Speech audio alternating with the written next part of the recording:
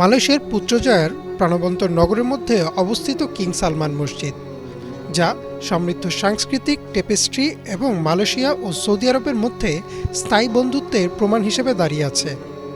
2019 সালে শেষ হয় এর নির্মাণ কাজ। মসজিদটি শুধুমাত্র নামাজের স্থানই নয়, বরং দুই দেশের সম্পর্কের প্রতীকও বটে। মসজিদের জাঁকজমকপূর্ণ নকশা দূর থেকে দর্শনার্থীদের মোহিত করে। এর সুউচ্চ মিনার এবং সুবিশাল গম্বুজ, চমৎকার ইসলামিক ক্যালিগ্রাফি এবং জ্যামিতিক কারুকার্য বিস্ময় এবং শ্রদ্ধার অনুভূতি জাগিয়ে তোলে মসজিদে আসা মুসল্লিদের মনে। মসজিদের বিস্তীর্ণ আঙিনা এবং চারপাশে সবুজাভ পরিবেশ শহরের ব্যস্ততার মাঝেও একটি নির্মল অনুভূতি জাগায়।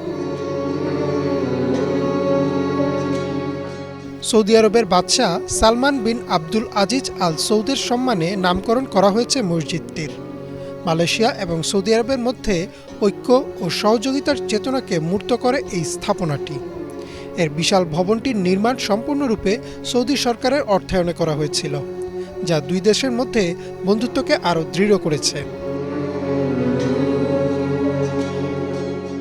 মসজিদের ভেতরে প্রবেশ করলেই চোখে পড়বে চমৎকার ঝাড়বাতি এবং সুশোভিত কার্পেটে সজ্জিত একটি বিশাল নামাজ ঘর, যা প্রশান্তি এবং আধ্যাত্মিকতার পরিবেশ তৈরি করে। দেয়াল এবং ছাদের নকশা ইসলামী স্থাপত্যের সমৃদ্ধ ঐতিহ্যকে প্রতিফলিত করে।